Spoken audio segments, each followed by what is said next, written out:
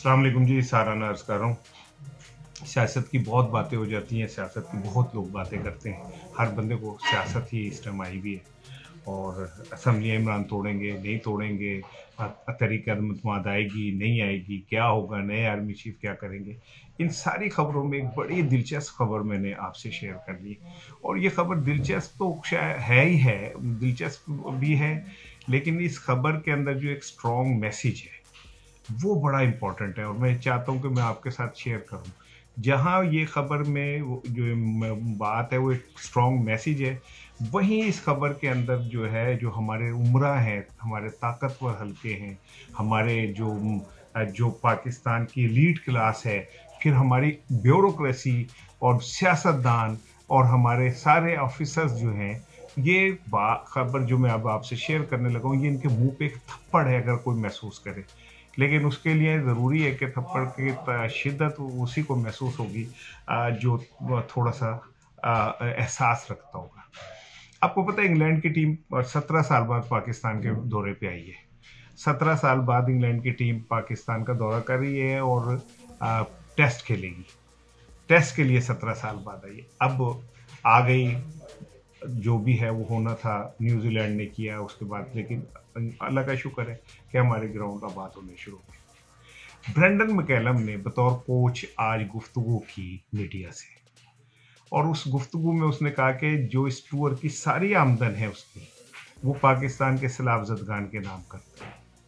अल्लाह अल्लाह, एक बंदा इंग्लैंड से आ रहा है, उसका हमसे कोई ताल्लुक भी नहीं है, वो यहाँ आके सैलाब ज़दगान की सूरत हाल देखता है और बड़े आबदीदा होके, बड़े दुखी दिल से वो कहता है कि मुझे बड़ा दुख हो रहा है इन लोगों को देख के, और मैं तो इस टूर में जितनी मेरी आमदन होगी वो मैं सब सैलाब ज़दगान के नाम करता हूँ।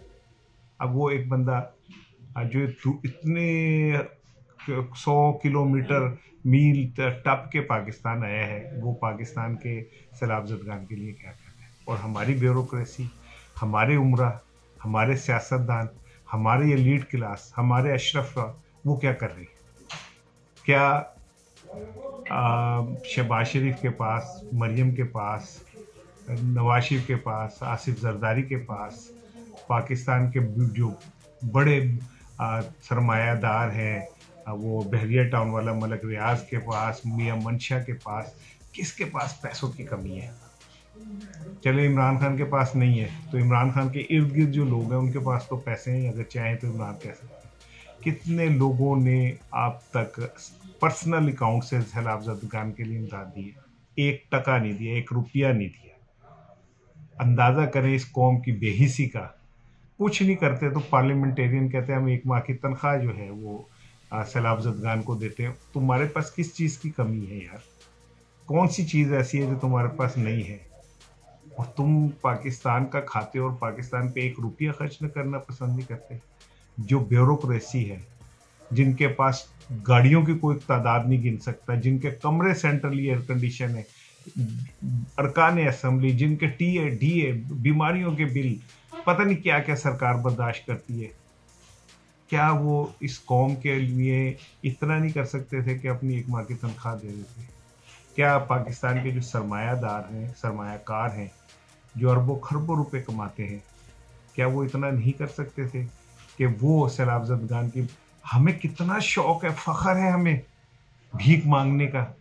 कितने फ़ख्र से हम कहते हैं हाँ, फला मुल्क ने हमें इतनी इमदाद दी, सऊदी अरब का किंग आ रहा है वो हमें इतनी इमदाद देगा। दूर फिटे मुँह कि तुम इस बात पे फ़ख्र करते हो कि हमारे भीख के कटोरे के अंदर लोग पैसे डालते हैं। तुर्की हमारा भाई है, तुर्किया जी, वो हमारी हर मुश्किल घड़ी में खड़ा हुआ है। सऊदी अरब हमारा भाई है, वो हर मुश्किल में। तुम खुद क्या करते हो? अभी तो बड़ा एक स्कैंडल आपके सामने आने वाला है। आईएमएफ ने उस पर रिपोर्ट तलब कर ली है कि ये जो पैसे हैं, जो इमदादी फंड आया था सैलाब ज़दगान का, वो गया कहाँ? किसने इस्तेमाल किया है? ये बड़ी खौफनाक बात होगी, आपको आने वाले दिनों में महसूस होगा।